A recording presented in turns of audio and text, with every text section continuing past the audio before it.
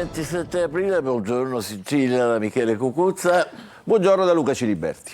Oggi scopriremo che cosa c'è nel nuovo romanzo di Elvira Seminara, Lunario dei giorni insonni. Andremo a Modica, nella prima casa di inclusione per i ragazzi con disabilità, la casa di Togi. E poi a Siracusa vedremo come si prepara il torneo dei licei, ma intanto si attende il 14 maggio per conoscere il futuro della spiaggia di Mondello, dopo che il Consiglio di Giustizia Amministrativa ha accolto il ricorso della società italo-belga per non essere esclusa dalla gestione del litorale. Ieri intanto spiaggia affollata di domenica, primo bagno per molti. Mondello oggi si presenta così, spiaggia libera e affollata tra cittadini e turisti. Ieri il Consiglio di Giustizia Amministrativa ha accolto la richiesta dell'italo-belga di sospendere lo stop alla concessione sulla spiaggia, permettendo dunque all'azienda di non smobilitare, bloccando i bandi fino al 14 maggio, quando ci sarà un'udienza sul caso. Secondo i giudici che hanno accolto il ricorso, senza gestione ci sarebbero rischi per l'ordine pubblico. Ma oggi in spiaggia c'è solo voglia del primo bagno e della prima tintarella. Acqua congelata ma tonificante che non vedo l'ora di toccare.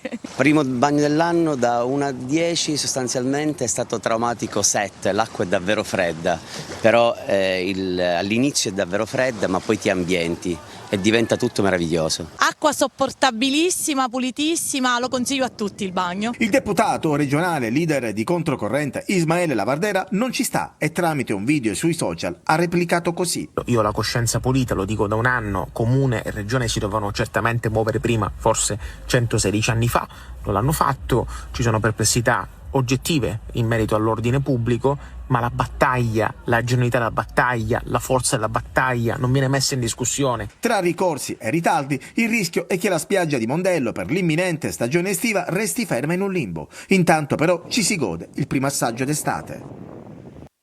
Luca, come raccontano i quotidiani di oggi questa notizia? Michele, oggi insomma il racconto è di un cortocircuito ovviamente istituzionale, amministrativo su queste concessioni di Mondello. Allora vediamo dalla Sicilia il primo articolo, l'apertura della pagina di Palermo, il futuro è in bilico, c'è però una ipotesi che la società italo-belga, cioè quella che ha gestito, come diceva Lavardera, per più di 100 anni questa spiaggia, possa rimanere ancora, e sono un'ipotesi, ancora per un'altra estate. Ricordiamo che la concessione, diciamo, è stata prorogata fino al 14 maggio, quindi ipotesi italo-belga per un'estate. Schifani è pronto ad andare a battaglia su questa storia, quindi pronti al giudizio il Presidente della Regione, e il Comune assicura che la manutenzione della stessa spiaggia sarà puntuale.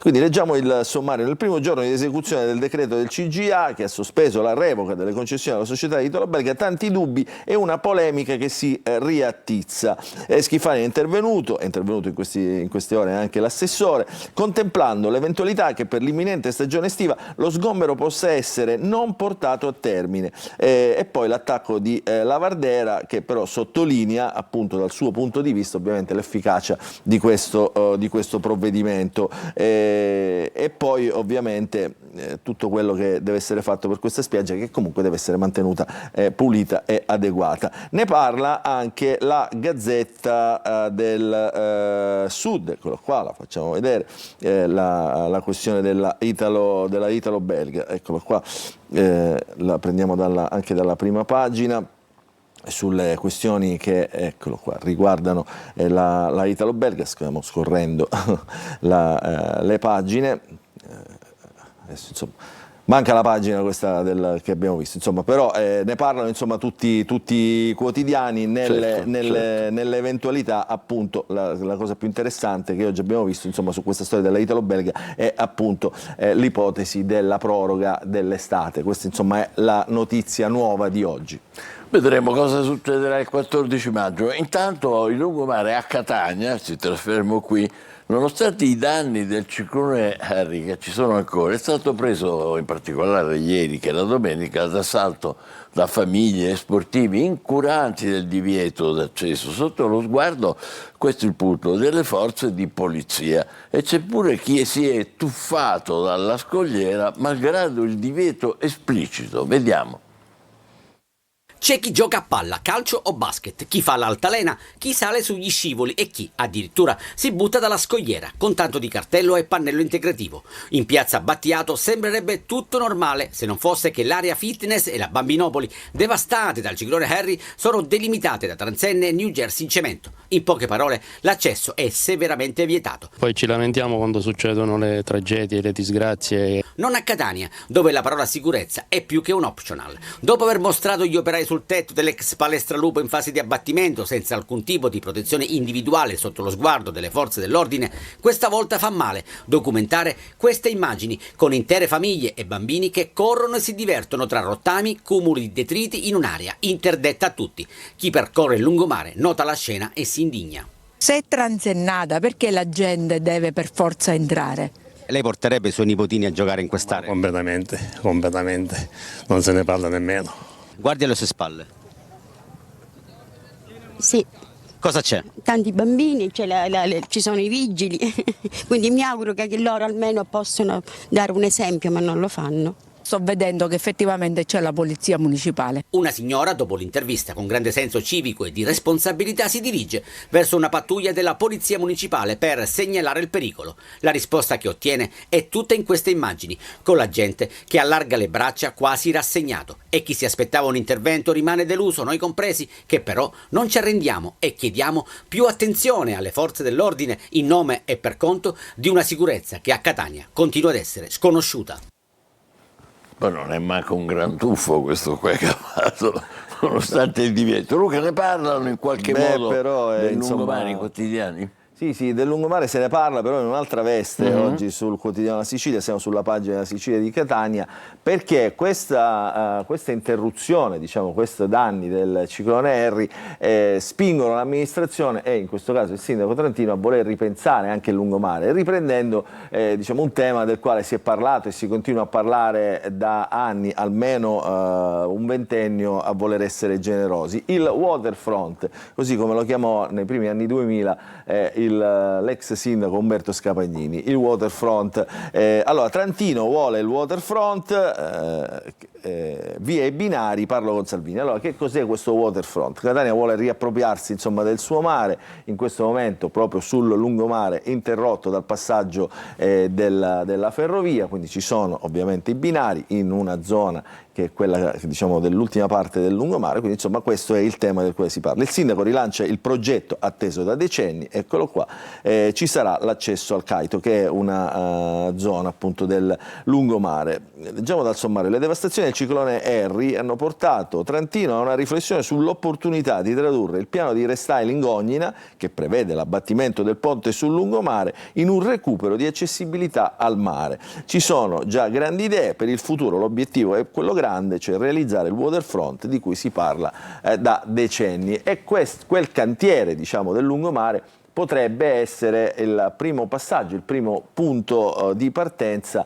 per realizzare questo grande progetto. Tra l'altro diciamo, l'abbattimento, come sottolinea anche il giornale, è già in fase del cavalcavia di Ognina, è già in fase realizzativa, quindi il lungomare, diciamo, da qui a breve cambierà volto. Il tema è ovviamente quello che ha evidenziato il servizio, però che intanto c'è un problema sicurezza. Intanto sono in navigazione verso la striscia di Gaza per portare sostegno alla popolazione palestinese le barche dei volontari della nuova Global Sumud Flottiglia, che sono partite da poco da Augusta. Vediamo. Are you ready to go? Yes. Siamo pronti da quando questo disastro era nella mente di Israele. La Global Sumud Flottiglia torna in mare. 7 mesi dopo la prima partenza da Augusta è arrivato il momento di salpare di nuova missione, ma stesso ideale. Assolutamente sì, stesso ideale, stessi obiettivi dell'anno scorso, perché purtroppo a Gaza e in Palestina rispetto all'anno scorso le cose non sono cambiate e anzi sono peggiorate perché quest'anno nessuno ne parla più. Questa volta a bordo non c'è nessun politico, soltanto attivisti che arrivano da ogni parte del mondo. Sono più di 60 le barche a vela che da qui sono dirette sulla striscia di Gaza. L'obiettivo è quello di rompere il blocco navale, ma anche portare beni di prima necessità. Lì infatti si continua a morire. I bombardamenti ormai sono diventati quasi la normalità. A Gaza continua ad esserci un genocidio che da quando hanno dichiarato il cessate il fuoco sono morte quasi 800 persone uccise dall'esercito israeliano. Negli equipaggi c'è anche chi è già andato sulla striscia ed è stato rinchiuso nei centri di detenzione. Sappiamo anche che nell'ala a fianco c'erano detenuti centinaia di ostaggi palestinesi che erano in grado di sentirci, ma noi non eravamo in grado di sentire loro perché se loro si esprimono, parlano o cantano, subiscono conseguenze molto più pesanti. Massimo 3 settimane, sosta tecnica in Grecia inclusa, e la flottiglia raggiungerà la destinazione. E sulle altre guerre in atto? Certamente ci sono anche altre guerre e noi saremmo molto felici che anche altri movimenti si creassero come noi abbiamo creato questo. Ecco, Luca, ci sarà parecchio su questo nei quotidiani. Insomma, devo dire che questa è una notazione a margine, diciamo, che il racconto della flottiglia questa volta non è stato così accorato, diciamo così, partecipe da parte della stampa nazionale su questa seconda missione, perché insomma già ce n'era stata una prima, il clima su Gaza si è un pochettino spento, affievolito, perché ovviamente tutta l'attenzione è spostata su un altro fronte, che è quello appunto dell'Iran, e ovviamente su tutto il Medio Oriente, però insomma la flottiglia resta sempre una notizia che la Sicilia mette in prima pagina, perché ovviamente la sfida è al blocco navale israeliano, quindi la Sumud flottiglia riparte dalla Sicilia, 60 barche e 1000 volontari verso Gaza. Gli attivisti pro-Pal sfidano il blocco israeliano. Questo tema è sempre presente ovviamente anche nei cortei, negli ultimi cortei che abbiamo visto, questo tema dei pro-Pal nei cortei insomma inscenati in tutta Italia. Questa storia della flottiglia però non è stata ben evidenziata, diciamo, neanche sulla stampa nazionale, quindi questa è la fotonotizia che la Sicilia, vedete, mette in prima pagina. Se ne parla anche nella Gazzetta del Sud, nel giornale Sicilia, vi facciamo vedere un articolo su tutte, eccolo qua: 60 barche della Global Flottiglia sono salpate da Augusta verso Gaza, una flotta di imbarcazioni italiane e spagnole, per unirsi poi alle navi partite da Grecia e Turchia, che raggiungeranno lo scenario di guerra, o meglio tenteranno di raggiungere lo scenario di guerra, perché appunto il tema è quello del blocco navale.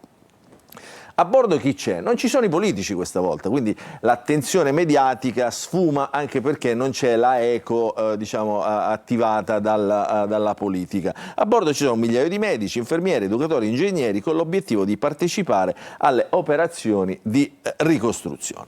Questo è il tema. Bene, passiamo ad altro, alleggeriamo, siamo al calcio. Il Catania pareggia in casa dell'Atalanta Under 23. Ora i rossazzurri sono secondi e fra 3 settimane faranno il loro esordio nei play-off. Caturano nel recupero riprende l'Atalanta Under 23. Il Catania esulta e conquista il secondo posto dopo essere andato sotto a Caravaggio. Un punto che vale la matematica, anche se la piazza d'onore sarebbe arrivata comunque, visti i risultati di Salernitana e Cosenza. Ma è un gol che vale per il bomber all'asciutto da Monopoli e per i rossazzurri, che potranno preparare i playoff con una piccola iniezione di fiducia in più.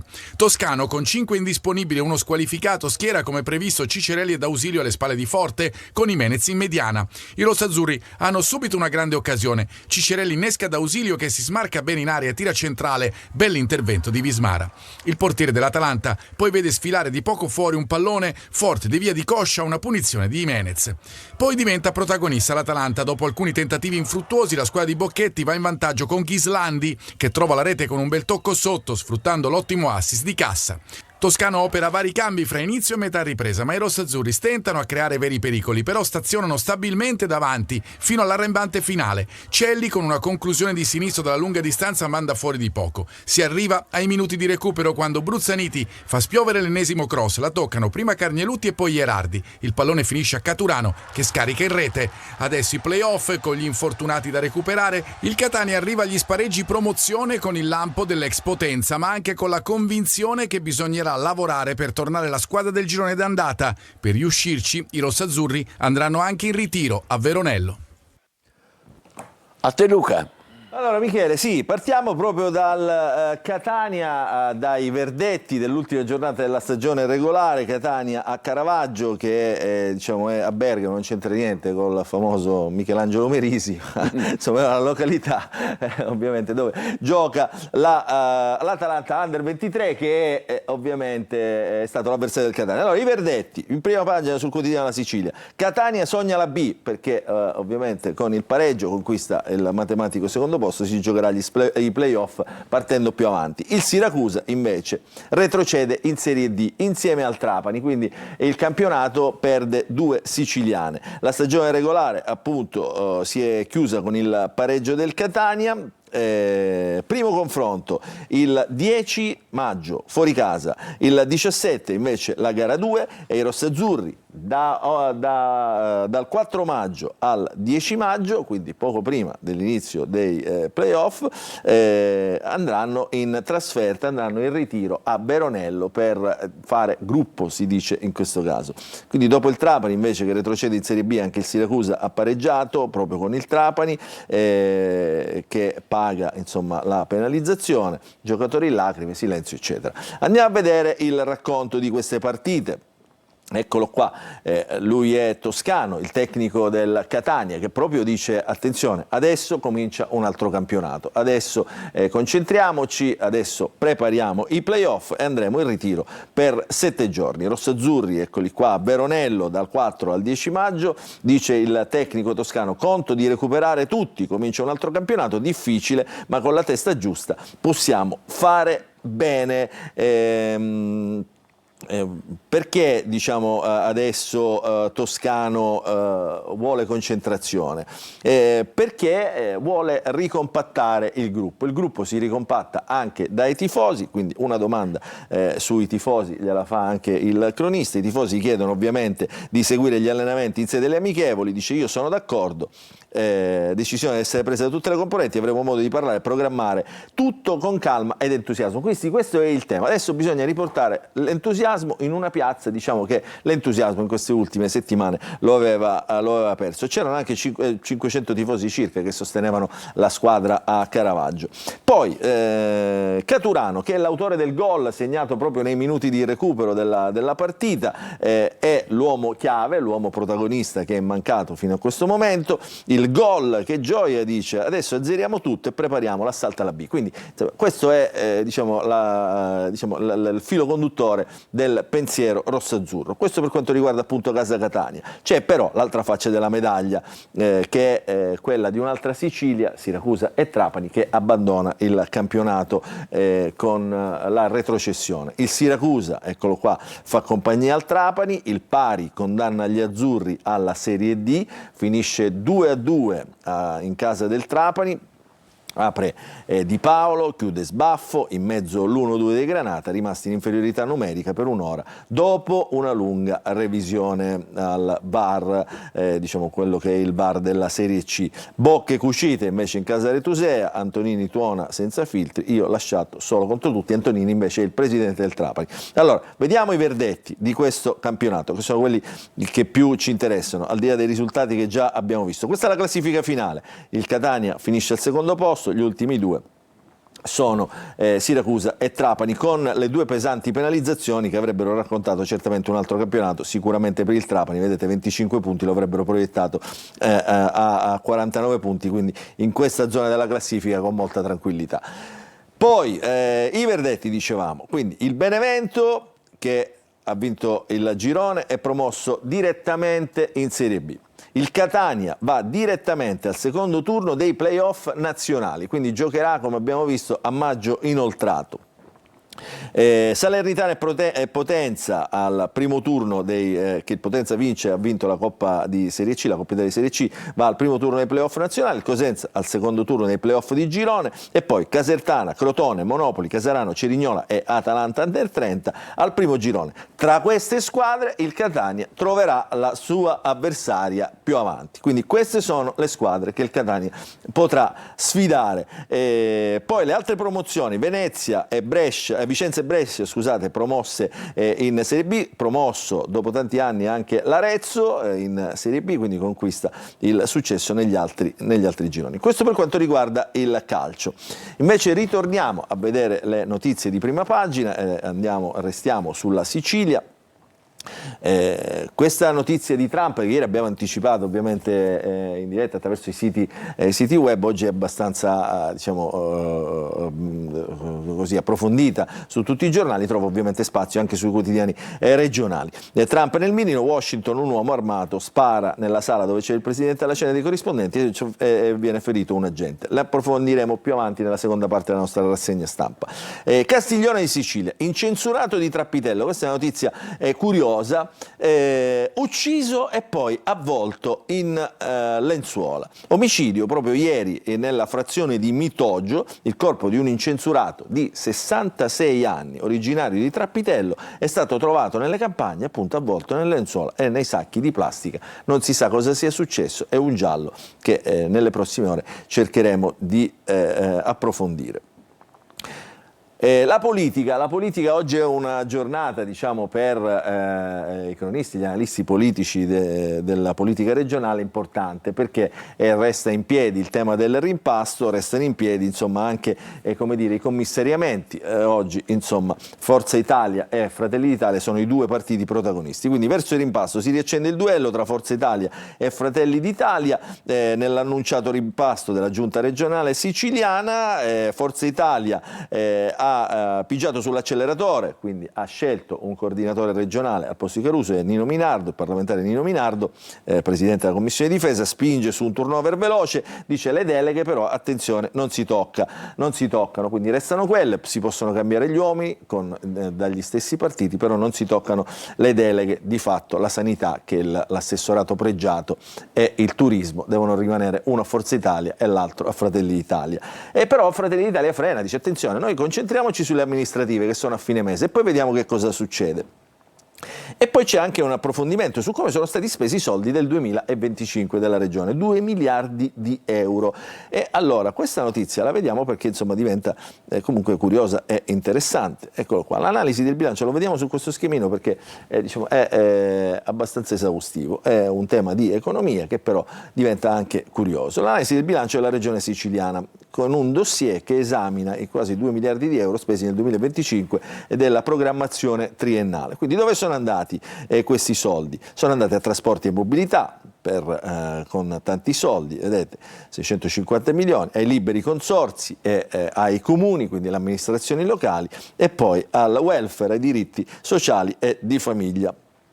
Meno alle emergenze, nelle liste d'attesa, delle emergenze che sono le liste d'attesa e la siccità. Da dove arrivano? A cui ci sono, ecco il budget, da dove arriva? Dai fondi di riserva, dalle maggiori entrate fiscali e dal recupero delle spese. Quindi insomma in qualche modo raccontano un'analisi dell'economia regionale. Interessante capire diciamo, quali sono stati appunto i capitoli di spesa, e abbiamo visto che le emergenze sono state meno contemplate. Poi andiamo a vedere, abbiamo visto le pagine di Palermo e Catania, restiamo però sulla pagina di Catania perché c'è questa notizia che abbiamo visto anche in prima pagina: il 66enne ucciso e avvolto nelle lenzuola. Secondo le indiscrezioni, siamo a Castiglione di Sicilia, incontrata Mitoggio, secondo le indiscrezioni il corpo presentava diverse ferite, forse provocate da un'arma da taglio all'addome. Il corpo dell'uomo, appunto abbiamo visto, era avvolto in lenzuola e sacchi di plastica. Adesso si lavora per risalire ai responsabili e alla dinamica degli incidenti. Poi tanta cronaca che troviamo dalla città e dalle province, eccoli qua, vedete, San Giovanni la Punta, Motta Sant'Anastasia, ancora Aci Castello, insomma poi diciamo il blitz blitz, questo è interessante, diciamo, è stato evidenziato ieri anche dalla comunicazione del comune, 143 multe per i furbetti della spazzatura che, insomma, nel giorno dell'indifferenziata buttavano qualunque cosa nei sacchi appunto indifferenziati. Andiamo a vedere velocemente la Gazzetta del Sud nella prima pagina. In taglio alto ci sono le notizie che riguardano la regione, sotto insomma tutto un racconto di politica di cronaca nazionale ed internazionale. La Regione, pressing di Forza Italia, entro domani ci sarà il rimpasto, questa è la foto con il commissario Luca Sbardella, il commissario di Fratelli d'Italia, Arianna, e le sorelle Meloni, Arianna e Giorgia Meloni, insomma con l'uomo forte messo in Sicilia. Poi c'è una questione che riguarda le amministrative a Messina. Messina è uno dei comuni, dei capoluoghi di provincia che voterà proprio a fine maggio, il giallo delle firme non raccolte, si incendia la campagna elettorale. Marcello Scurria, che è lo sfidante, diciamo, del sindaco uscente Basile, autore della diffida nella commissione per le elezioni, lancia la provocazione sulle liste: aiutiamo Federico Basile per la sottoscrizione necessaria, e lui, diciamo, risponde: ricattatore politico. Poi c'è anche qualche notizia di sport che riguarda il Messina. Ieri c'è stata anche una protesta, diciamo, sulla Siracusa Gela definanziata, la protesta del Partito Democratico al Casello con una raccolta firme, quindi insomma per il tratto Modica-Scicli sono sempre le infrastrutture al centro delle polemiche della regione siciliana. E poi ancora avete visto, qui c'è la stessa foto riportata in anteprima, il neocommissario detta la linea, occorre fare presto, qui stiamo parlando di Minardo e Forza Italia. Schifani deve poter contare su una squadra al completo e chiude sul possibile valzer delle deleghe, quindi anche qui, diciamo, ribadite questa questione. L'ultimo quotidiano, il Giornale di Sicilia, lo vediamo nella prima pagina perché c'è una notizia molto interessante, anzi un paio di notizie. A Menfi, pestato, branco scatenato, pestato un sedicenne, messo di spalla questa notizia, violenta aggressione sabato sera, i carabinieri stanno cercando 4 giovani, quindi anche qui movida selvaggia, giovani fuori controllo. Ma un'altra notizia che vi segnaliamo interessante, che leggiamo oggi sul Giornale di Sicilia, è questa: Sferracavallo, nei giorni scorsi c'è stato un raid al ristorante Brigantino, se non ricordo male che si chiama così, vicino c'è stato un altro attentato, quindi un altro raid. L'appello dei negozianti che dicono: aiutate, cieco spaccato in una barberia trovata allo Zen la panda usata dal comando. Cresce la paura a Sferracavallo per l'escalation di intimidazioni che da molti mesi colpiscono le attività commerciali. I negozianti dicono: così affondiamo, servono subito presidi delle forze dell'ordine. Quindi è una storia che abbiamo sentito e che sentiamo spesso sulla sicurezza, sulla mancata sicurezza delle città. Intanto la notte tra sabato e domenica ha fatto registrare un altro colpo con una spaccata in una barberia poco distante dal ristorante oggetto dell'ultimo raid. È successo tutto intorno all'1 di notte, i malviventi hanno infranto la vetrata d'ingresso del negozio con alcuni massi, poi hanno sottratto attrezzature da lavoro, il denaro della cassa e sono fuggiti. La panda che è stata usata per sfondare la vetrina è stata trovata appunto, la panda che è stata usata per l'incursione però al Brigantino, che è al ristorante, invece è stata trovata nel quartiere Zen, e qui insomma si aprono le indagini. A te, Michele. Grazie Luca, vediamo un po' il traffico di Catania questo lunedì di ponte cominciato tra il 25 aprile e il 1 maggio. Il traffico è bello intenso, c'è poco da dire.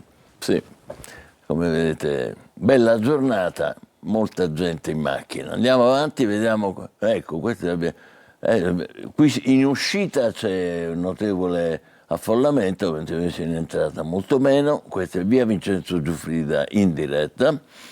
E poi vediamo la circonvallazione, vedete, tutto in questa direzione, pochissimo in direzione, diciamo, mare.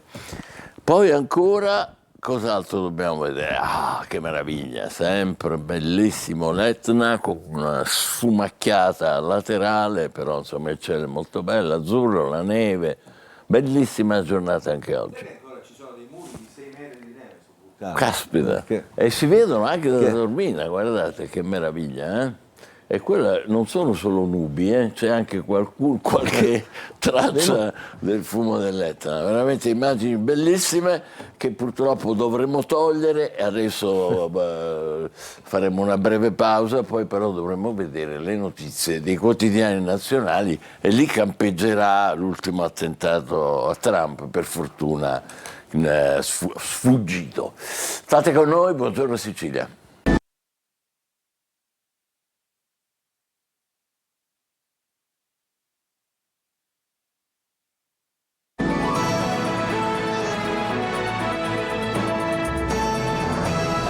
Insieme, buongiorno Sicilia, è il momento della rassegna stampa nazionale con Luca Siliberti. Allora Michele, il racconto lo abbiamo anticipato, monocorde ovviamente, perché tutto centrato sull'attentato al presidente americano Donald Trump, alla cena dei corrispondenti a Washington, gli spari avvenuto ieri, ovviamente per noi già ieri mattina questa notizia era stata ampiamente approfondita, però i giornali ovviamente la riportano oggi con tanti approfondimenti. Il Corriere della Sera, partiamo dal principale quotidiano italiano, shock a Washington. Spari alla cena con Trump, un uomo armato al gala dei giornalisti, in salvo il presidente, falle nella sicurezza. Qui è il primo tema su cui si dibatte, come ha fatto questa entrare nell'hotel Hilton dove doveva esserci la massima sicurezza e sparare addirittura nella sala della cena. L'attentatore fortunatamente era più che altro un provocatore, non era un killer professionista, e dice io un assassino gentile, perché è stato poi subito fermato. Crescono le voci di un complotto, e qui l'altro tema, la messa in scena di Donald Trump, che sfugge in pochi mesi a 2 attentati. È importante questo. Qual è il tema? Donald Trump è stato anche al centro di polemiche per la rivoluzione alla Casa Bianca, per la costruzione della ballroom, così si chiama, la Sala Bianca, quindi sta rivoluzionando anche l'architettura della Casa Bianca. Adesso vedete, dice Trump in tutto questo racconto che fanno i quotidiani, vedete come serve la ballroom? A quest'ora nella ballroom eravamo tutti al sicuro. Questo è di fatto. E qui cresce, ovviamente, Trump sta aumentando i suoi nemici, sta simpatico a meno persone di quanto non all'inizio del suo mandato, quindi anche qui si allineano le polemiche. Poi le accuse e le denunce tra la brigata ebraica e l'ANPI, queste sono le ripercussioni degli scontri del 25 aprile. Su questo tema parla anche Liliana Segre, la senatrice, che ha tante cose da dire. E poi ancora il dibattito sulle questioni che riguardano la Calciopoli, è già stata intitolata come Calciopoli 2.0, la questione che riguarda il designatore arbitrale Rocchi, le intercettazioni, i dati, le fonti, l'inchiesta sugli arbitri è partita oltre un anno fa, adesso questa è la notizia di oggi. E un altro caso arriva da Venezia, che il licenziamento della direttrice o del direttore d'orchestra Beatrice Venezzi, perché secondo in un'intervista rilasciata a un media sudamericano ha usato delle parole che per tutta l'orchestra e per il sovrintendente sono irricevibili. Di fatto ha detto guardate, quell'orchestra prosegue di padre in figlio, i posti vengono presi e gli orchestrali sono sempre alternati tra i figli dei padri che escono. Quindi questa notizia non è più, queste parole non sono piaciute dagli orchestrali, è stata licenziata, che poi era un obiettivo che inseguivano da ormai tanto tempo. Vediamo velocemente, perché oggi abbiamo meno tempo a disposizione, il quotidiano La Repubblica. Trump, cena con sparatoria, irruzione armata alla serata di gala con i giornalisti, illesi il presidente, c'era anche il vice J.D. Vance, ferito un agente, fermato l'aggressore, un lupo solitario, il racconto del nostro corrispondente degli Stati Uniti presente in sala, che poi questo è un altro tema, no? Dimmi. Puoi andare avanti tranquillamente, okay. Abbiamo ancora qualche altro minuto. Questo è un altro tema, perché in quella sala ovviamente c'era tutta la stampa parlamentare del mondo, quindi al momento dell'attentato ognuno di questi si è collegato con il proprio media per raccontare quello che stava succedendo in quella sala, quindi c'erano i racconti in diretta, quindi era una diretta di un evento che non doveva essere in realtà in diretta.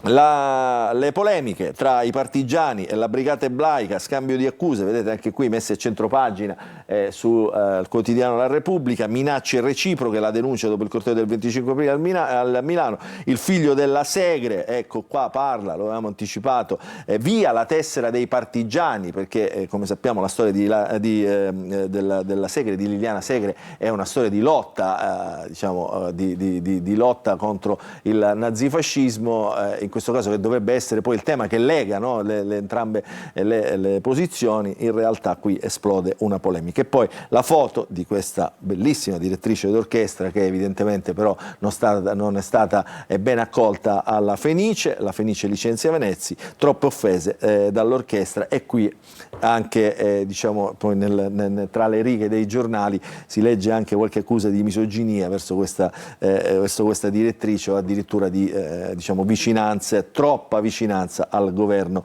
di centrodestra. La Stampa, terzo agguato, ecco, avevamo detto 2 agguati, terzo agguato a Trump nell'America dell'odio, questo è il titolo della Stampa, spari al gala con la Stampa, il presidente, adesso dobbiamo stare uniti. Questo è un altro tema sollevato in questi giorni, cioè il presidente Donald Trump non ha incitato all'odio, e anche questo ha fatto riflettere i complottisti. Dice: come mai il presidente non vuole reagire? Ha usato parole di distensione, ha usato parole di unità, e qualcuno dice proprio perché è in difficoltà nella percezione del suo appeal nei confronti degli americani stessi e del mondo, quindi dice è un modo per riprendersi da questa defiance, da questo calo di popolarità nei sondaggi.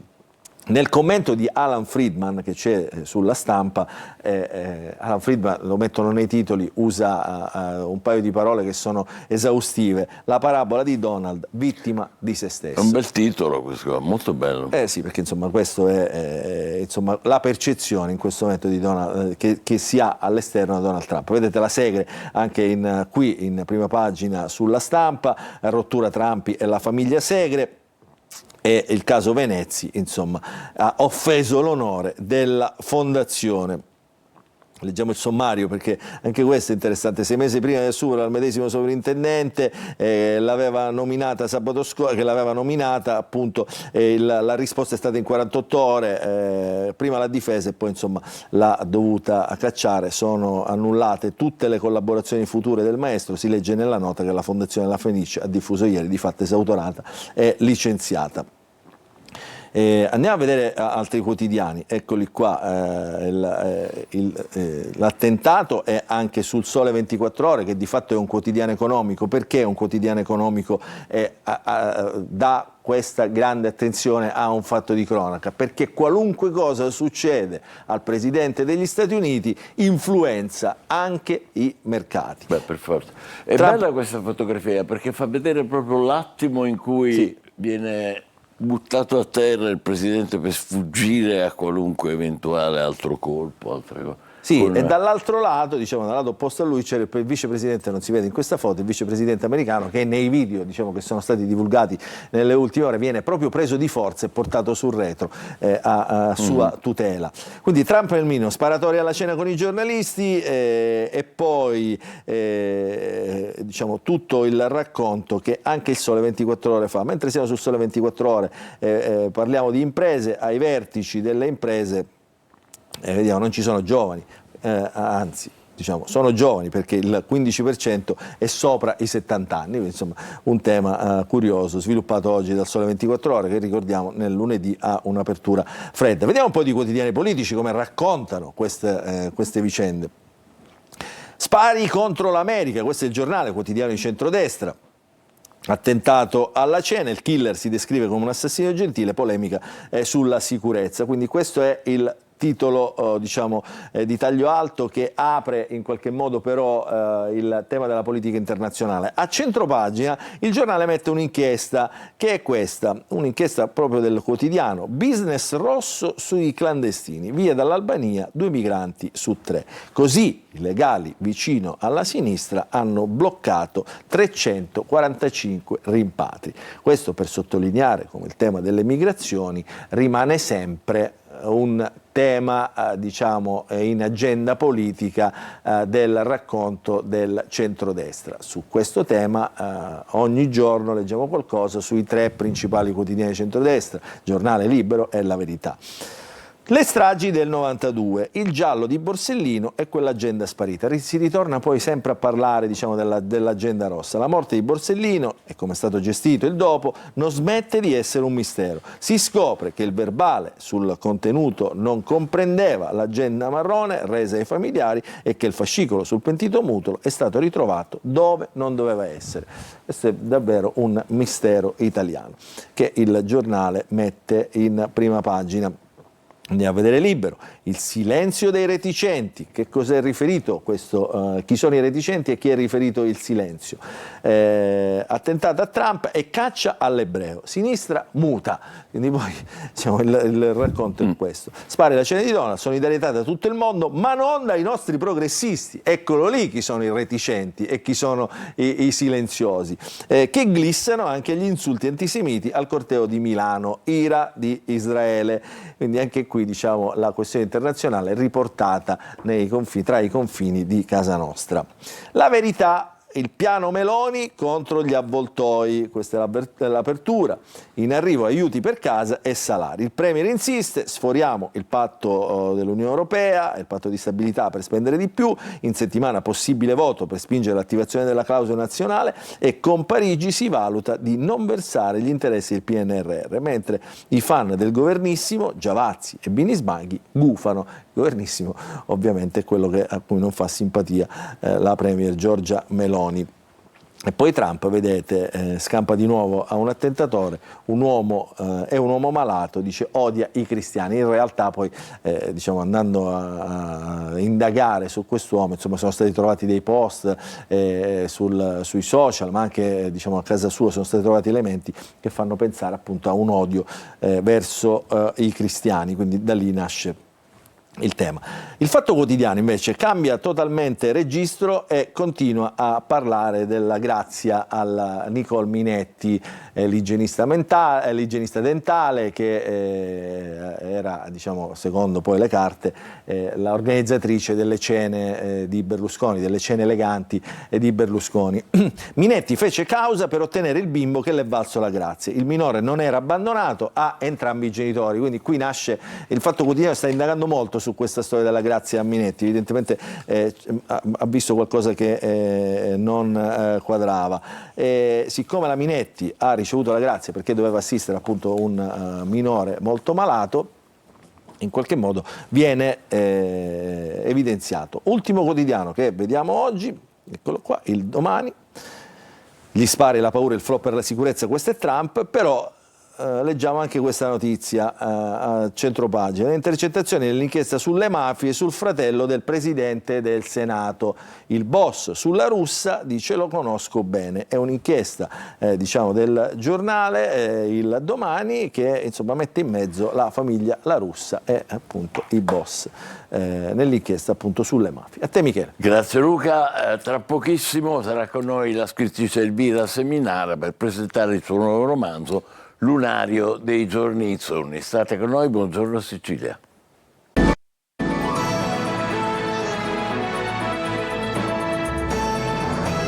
Sicilia, la nostra ospite è la scrittrice Elvira Seminara, autrice di questo nuovo romanzo che si intitola Lunario dei giorni insonni, pubblicato da Einaudi. Allora, protagonista di questo romanzo, benvenuta, Grazie. è Iris. Chi è Iris? Iris è una donna sulla soglia dei 50, reduce da un'unione sfortunata, che vive di notte, preferisce la notte al giorno perché ritiene la notte meno antropizzata, uno spazio più che un tempo, un altrove. E vivendo di notte incontra personaggi sulla soglia anch'essi, è un romanzo sulla soglia. Sulla soglia. E tutto avviene a fine estate, in un settembre in realtà, ecco, caldo, esatto, fine estate è infuocato. una categoria di bislacca, nel senso che dovremmo essere a settembre, ma questo settembre non finisce mai, un'estate infuocata, tutto prende a fuoco, anche i pensieri, e settembre si protrae fino al 100 settembre con una numerazione impazzita che non riesce più a essere contenuta dal calendario normale. Che più o meno quello che È sta quello che capitando. succede, sembra distopia, ma è realtà. Chi c'è accanto a Iris? Quali sono i personaggi? Allora, Iris vive con un amico, Jacopo, con cui condivide nevrosi, tic esistenziali, paranoie, però c'è un equilibrio, diciamo così, complementare, per cui beccandosi e rintuzzandosi in realtà vivono abbastanza allegramente. È una coppia anomala, perché in realtà non c'è un legame d'amore fra loro, però abitano in una casa che a sua volta è una casa in prestito, quindi è tutta una situazione di precarietà che implode in questa struttura chiusa che è un residence di 13 case. Però ma a un certo punto sbuca Aida.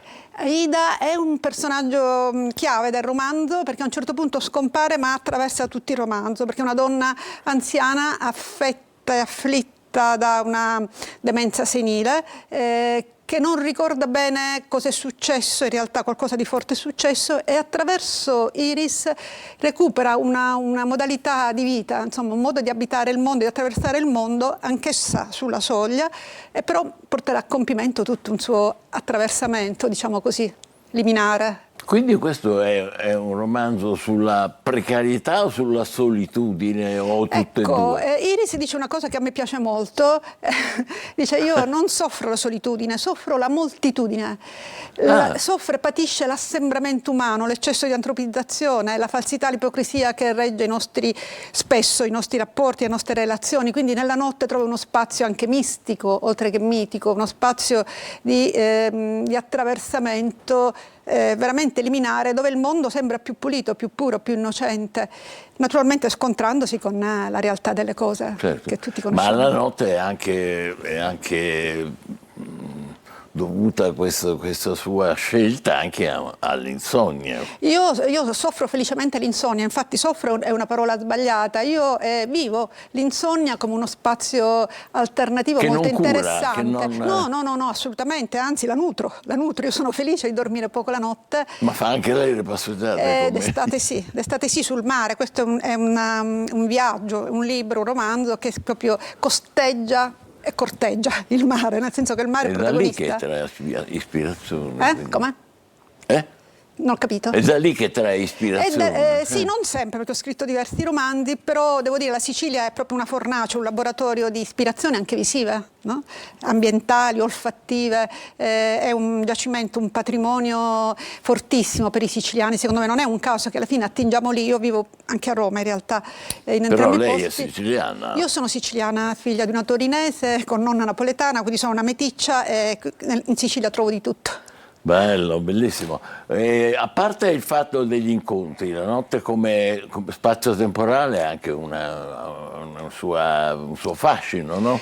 Decisamente, nella notte intanto siamo trasparenti, invisibili, ci vedono in pochi perché siamo in pochi. Nella notte ha una dimensione anche con l'aldilà diversa, diceva la Dickinson in una poesia bellissima, tra l'altro la Dickinson era una donna nottambula, scriveva liriche di notte, le dice: di notte puoi negoziare quel tuo frammento di immortalità. Ed è bellissimo, perché la notte sei tu, le stelle, il cielo, ti senti purificato, ma anche i suoni, i rumori sono altri rispetto a quelli del giorno, no? Perché il giorno camuffa, con il frastuono urbano sentiamo veramente clacson e il vociare, e di notte senti i versi di certi uccelli che non hai mai sentito, senti il rumore che fanno le foglie sbattute dal vento, se piove c'è anche un altro odore, l'odore del mare è un'altra cosa di notte, cioè io invito tutti quelli che soffrono di insonnia a capovolgere la nostra visione del mondo, anche perché noi siamo addomesticati a necessariamente ricaricare le batterie di notte per lavorare il giorno, per investire le nostre energie nel giorno, per essere produttivi, competitivi,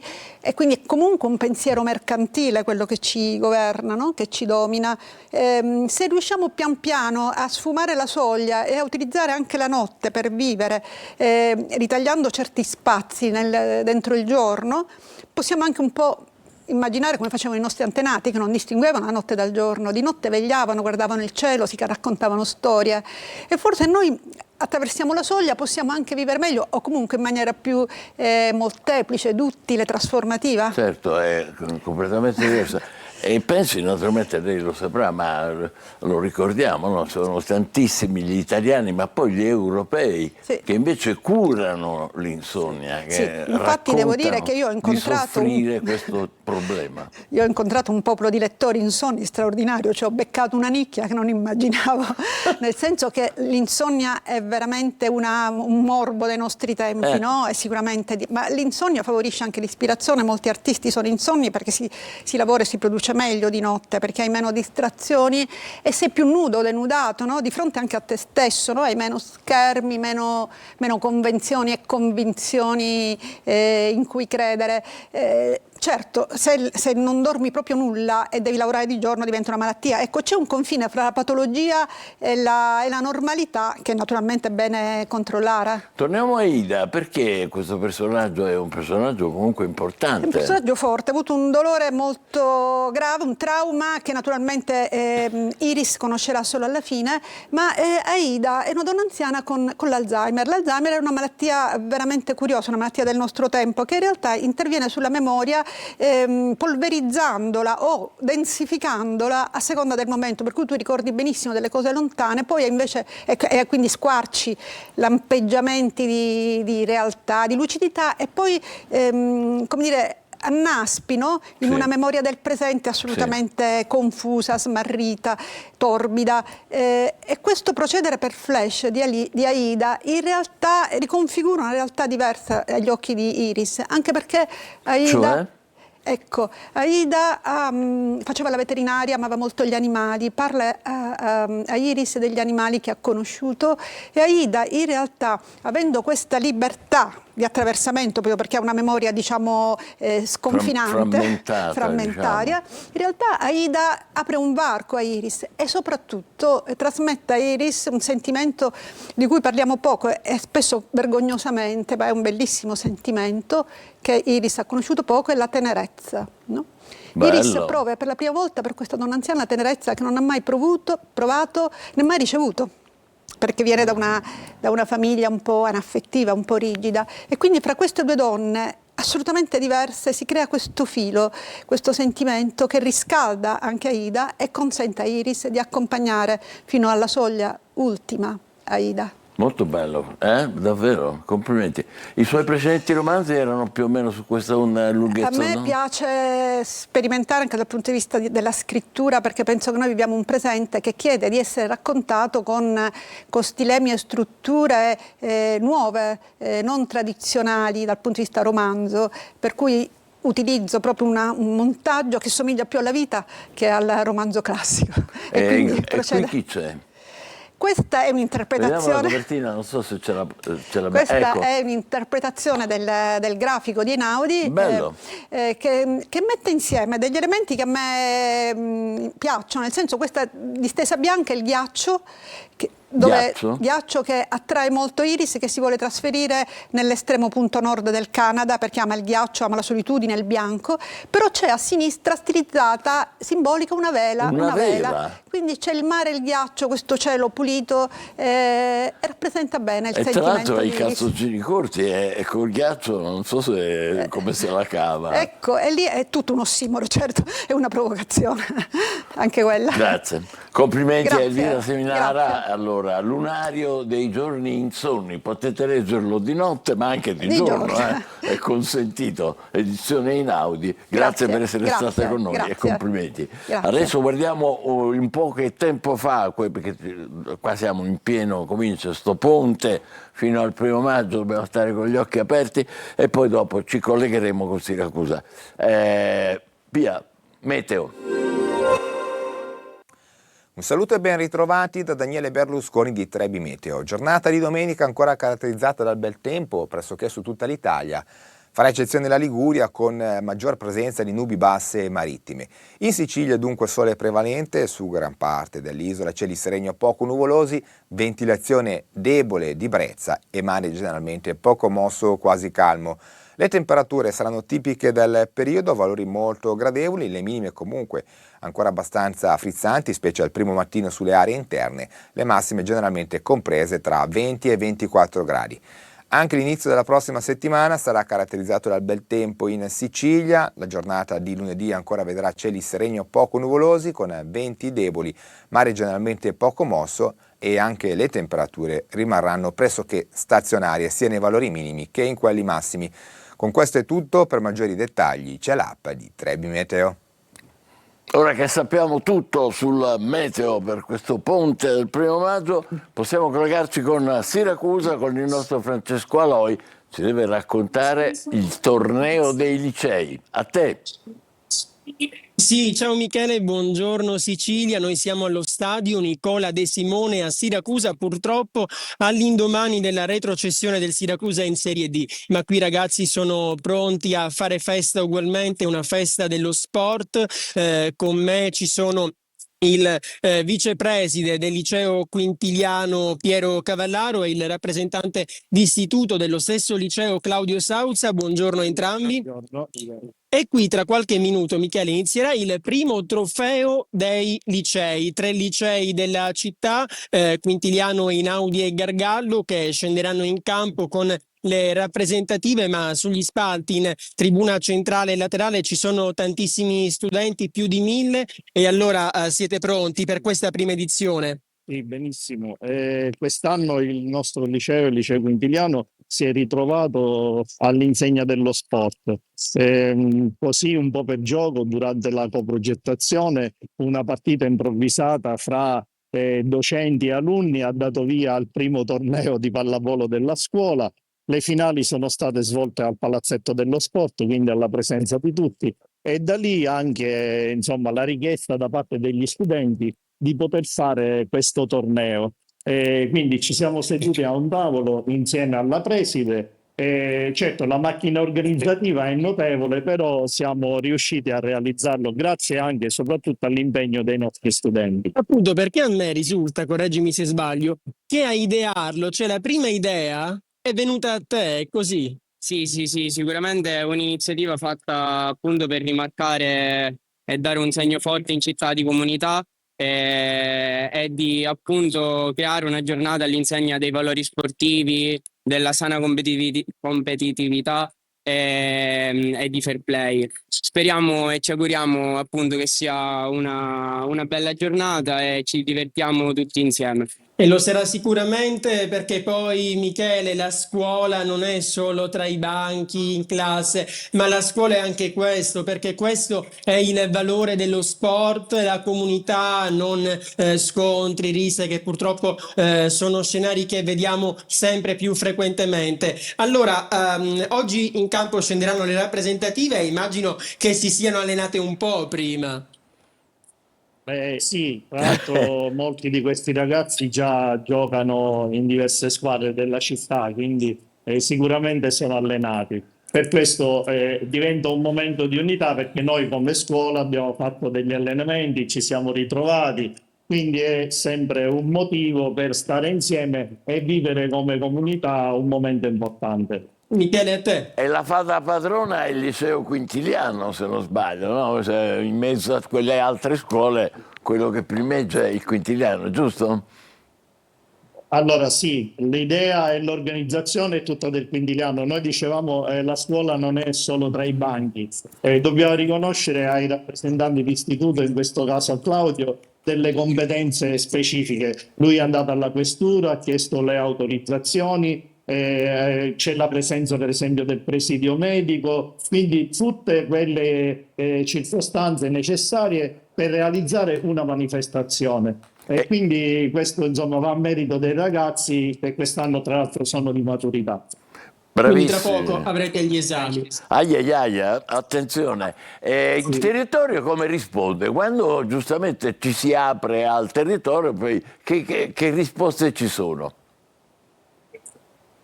Guarda, le risposte sono positive sicuramente da parte dei ragazzi, devo dire anche da parte, come dire, della stampa, non appena si è saputo, quindi siamo stati chiamati in radio per un passaggio per dire insomma qualcosa di importante. Poi non so, non è un segreto, lo possiamo dire, il nostro Aloi è stato mio alunno, quindi io l'ho visto Confermo. con questa passione per il giornalismo, perché già dal primo liceo, quando facevamo i corsi di coprogettazione, lui gestiva un corso di giornalismo, lo ricordo bene. Io la ringrazio, ma siamo qui per parlare di questo bellissimo evento. È così, è così. Si capisce si cresce che... già tra i banchi.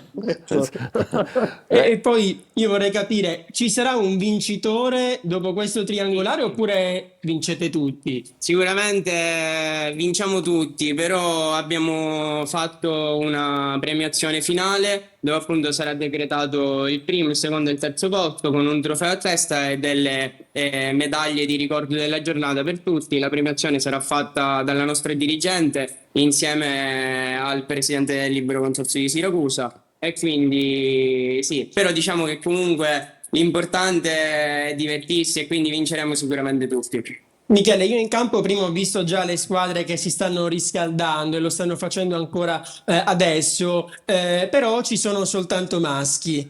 Siccome questa è la prima edizione e le quote rosa servono, nella seconda magari una squadra femminile la facciamo? Allora io devo essere sincero, quando abbiamo fatto l'allenamento per determinare la selezione, avevo detto a delle ragazze che frequentano il nostro liceo di venire e partecipare. Sinceramente da questo punto di vista c'è apertura, per cui ci proponiamo per il prossimo anno di mettere delle quote rosa. Oh, bravo, Michele. assolutamente, è indispensabile, ci mancherebbe solo questo.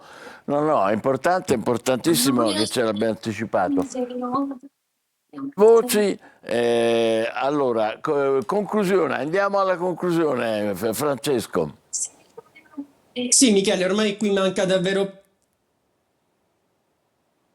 Ecco, è caduta la linea, comunque grosso modo l'abbiamo esaminata approfonditamente. All'anno prossimo speriamo anche che ci siano le ragazze come è necessario. Non so se ci sentite, Michele. A te, concludi pure, Francesco. Si era interrotto un attimo il collegamento. Allora, dicevo, tra qualche istante qui si partirà col fischio d'inizio. I primi a giocare chi saranno? Saranno il liceo Gargallo contro il liceo Einaudi. Quindi Gargallo contro E Einaudi, la poi perdente giocherà appunto contro il Quintiliano e successivamente la vincente sempre contro il Quintiliano. e quindi questa bellissima festa dello sport sta per iniziare. Michele, a te. Grazie, complimenti, in bocca al lupo e complimenti davvero per questa bellissima iniziativa a Siracusa, torneo dei licei. Adesso chiedo alla regia come procediamo, facciamo un breve stacco pubblicitario e poi ci saranno altri argomenti. State con noi, buongiorno Sicilia.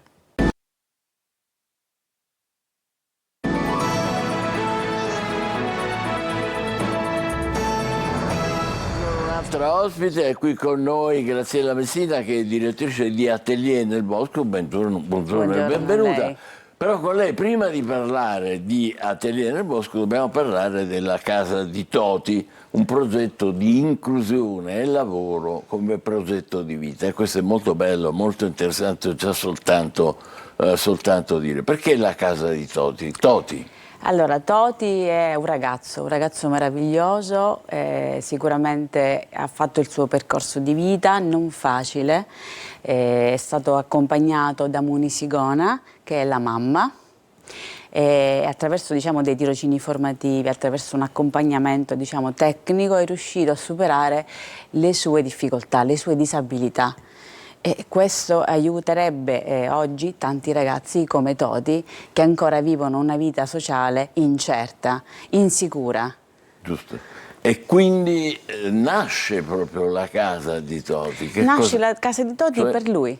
Per questo ragazzo e poi diventa per tutti. Ecco. E oggi Casa di Toti è un sistema, è un aiuto, è un'accoglienza, è un futuro per questi ragazzi che... Ma è basata su Modica, giusto? Sì, esattamente, su Modica, non è a Catania. Ha progetti anche regionali, immagino. Aiuta i ragazzi anche di Catania, come il nostro Francesco Strati, il ragazzo che è stato appena assunto da Atelier nel Bosco, la scuola dell'infanzia di Catania, dove anche lui ha fatto un tirocinio formativo grazie a Casa di Toti e a Valentina Genitori, il medico che l'ha curato, studio parentage, e oggi è diventato un uomo che lavora quindi è cresciuto, ha cambiato il suo stato di vita. Prima non era uno stato sociale, era uno stato ibrido chiuso, diciamo, in una casa.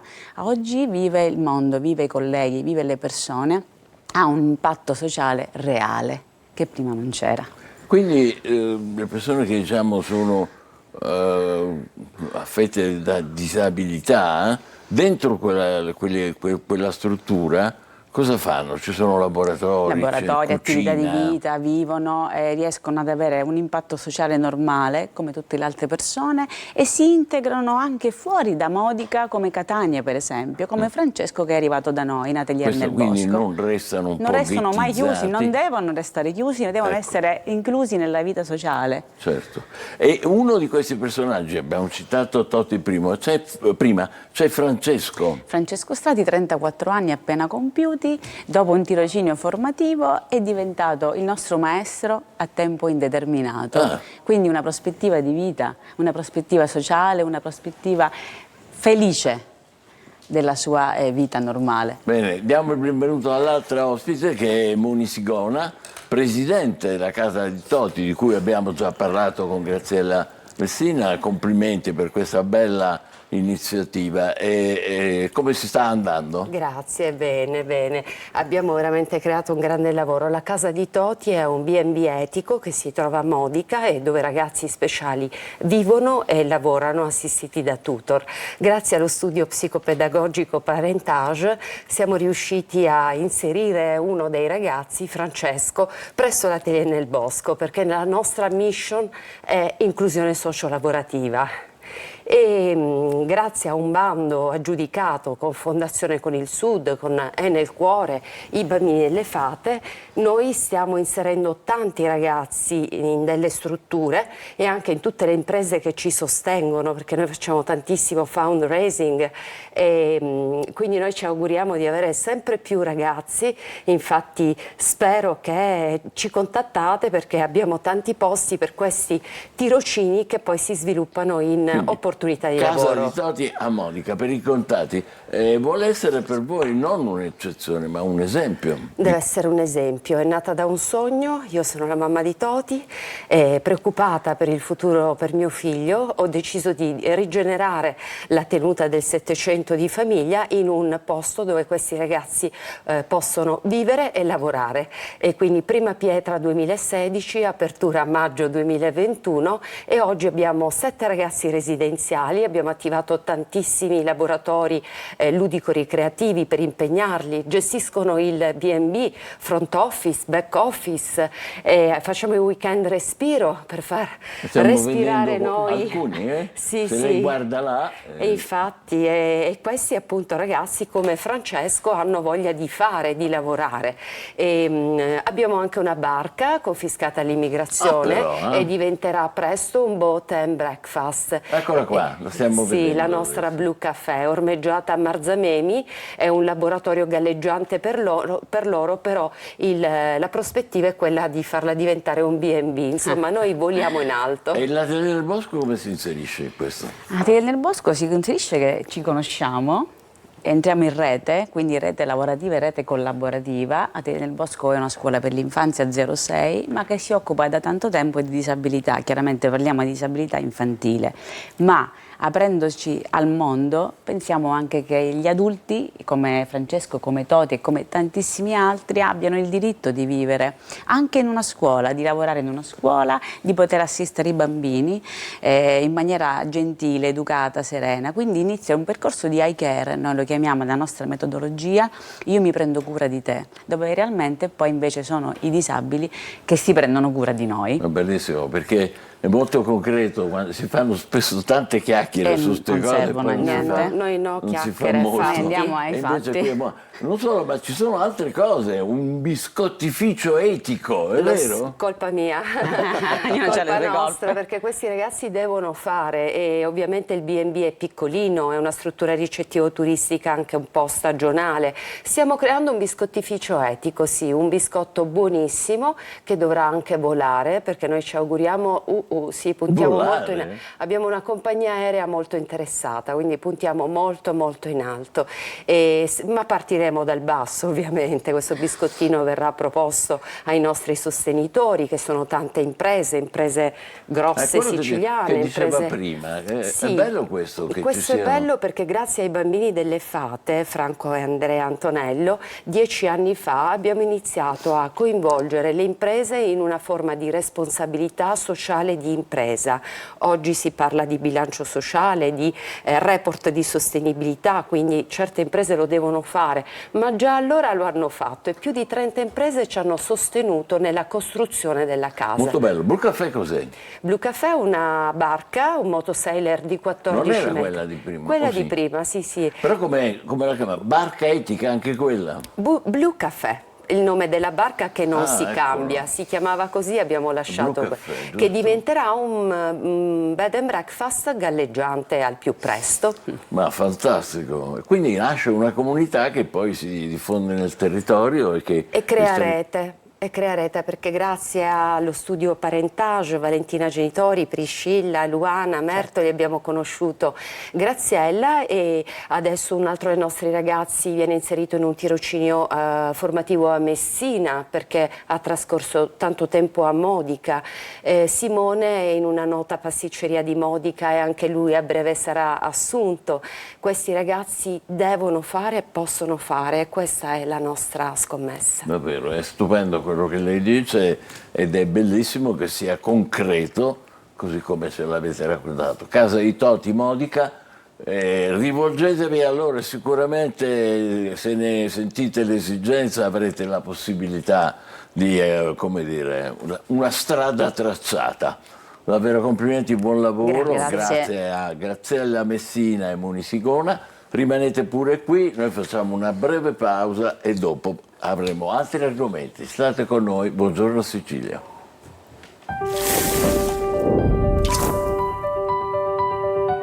Siciliaweb.it si rinnova. Più informazione, notizie in tempo reale, i telegiornali, gli approfondimenti e le dirette di Antenna Sicilia e Telecolor. Più passione, lo sport e il Catania raccontati come nessun altro. Più emozione, con i grandi eventi in diretta e con l'intrattenimento delle nostre produzioni TV. Siciliaweb.it. Ogni giorno, in libertà, ovunque tu sia, con un click. Siciliaweb.it. Connessi con il tuo mondo.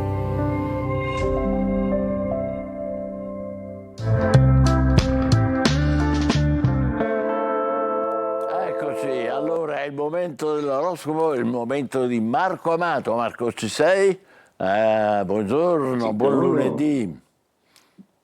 Buon lunedì e buon inizio settimana anche a te. Grazie. Cosa ci racconti oggi?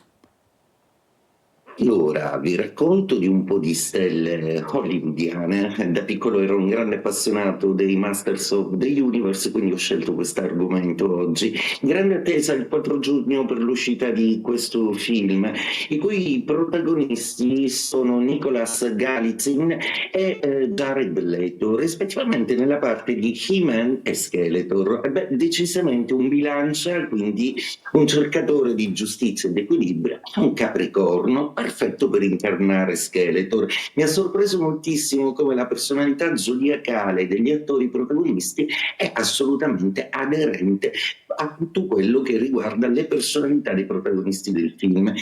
Quindi i bilancia che cercheranno sempre di gestire la cosa, anche perché Nicholas Galitzin è stato un po' criticato perché non riusciva a essere proprio il muscolato He-Man che ci si aspettava dal mondo del hollywoodiano, mentre invece le stelle dicono che si rifarà assolutamente quando l'uscita del film sbatterà al botteghino.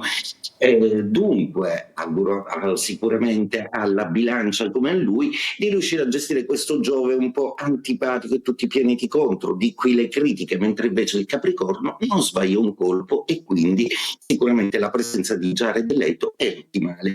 Ma cosa dicono le stelle a inizio settimana? Iniziano con una luna in Vergine che vuole ordinare un po' tutto dello zodiaco. Ci riesce? Scopriamolo insieme. Ariete, ordinare 5 pianeti che ruotano nel vostro segno zodiacale semplice non sarà proprio, ma non avete bisogno di ordine, avete bisogno invece di creare una governance, quindi organizzatevi. Toro, per voi è splendido il trigono che si forma oggi tra Sole e Luna, quindi una giornata assolutamente all'insegna della luce, della positività e dei sentimenti. Gemelli, per voi oggi la bella Venere, che finalmente è entrata nei vostri gradi, sta impazzando con le stravaganze di Urano. I gemelli tornano di nuovo innamorati, in maniera anticonvenzionale sicuramente, ma certamente adesso hanno qualcuno accanto con cui condividere il bailam uraniano che si presenta nelle loro vite. Cancro, il Giove che ospitate nei vostri gradi oggi comincia a essere un po' pretenzioso, per cui fanno un po' i capricci, vogliono di più. Leone, per voi è più distensivo il fatto che i pianeti siano in Ariete, il Sole in Toro vi stanca un po', attenzione. Vergine, protagonisti della giornata, con una luna che parla di ordine e di sistemazione delle cose. Bilancia, per voi che avete 4 pianeti contro non è semplice ordinare, ma sicuramente avete un'ispirazione e una mano amica da una persona che vi vuole bene. Gli incontri oggi sono particolarmente fortunati. Scorpione, un cielo terzo e limpido per voi e Venere non è più in opposizione, quindi oggi siete liberi di vivere l'inizio della settimana all'insegna della chiarezza e della serenità. Sagittario, per voi i trigoni in Ariete danno una forte spinta, ma Giove, il vostro pianeta, forse vuole fare il passo più lungo della gamba, attenzione. Capricorno, per voi ottimo cielo, le quadrature non fanno altro che stimolarvi, il Sole in Toro vi dà forza. Acquario, Plutone nei vostri gradi gestisce un po' tutto lo zodiaco, per cui creativi come al solito e innamorati anche con una Venere di trigono.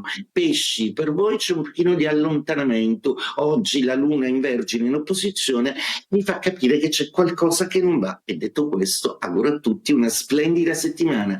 Buongiorno Sicilia, buongiorno Michele. Grazie, buongiorno a te, e pregherei la regia di collegarci di nuovo in diretta con la circonvallazione di Catania, dove c'è veramente un gran caos, si vede già da quello che scrivono i social in questo momento.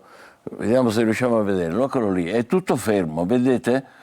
Poco fa all'inizio, quando intorno alle 8:10 vedevamo che c'era un certo affollamento, adesso come vedete è tutto paralizzato, tutto bloccato, e lo confermano naturalmente. Ecco, guardate, mentre sulla direzione diciamo verso il mare, per modo di dire, è tutto libero, dall'altra parte è tutto fermo, tutto bloccato. Bisognerebbe capire cosa diavolo è successo questa volta, perché sta roba è piuttosto frequente. Comunque tutti i social, altro lunedì nero lungo la circonvallazione, dicono code, traffico intenso, eccetera, eccetera. Insomma, è quello che noi qui a Buongiorno Sicilia vediamo in diretta. Luca, a te.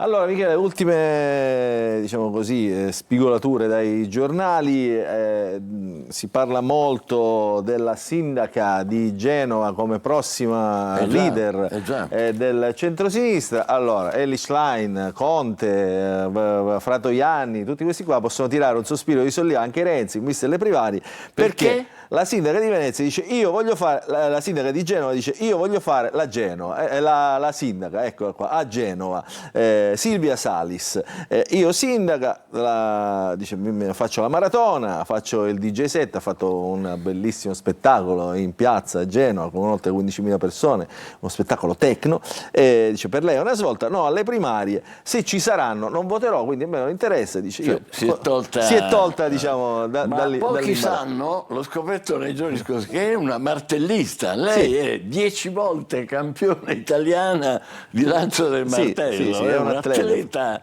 di grandissimo livello. Sì, è una sportiva, infatti qui la vediamo nella maratona, tra l'altro vedi anche fisicamente diciamo si vede anche che è anche una sportiva.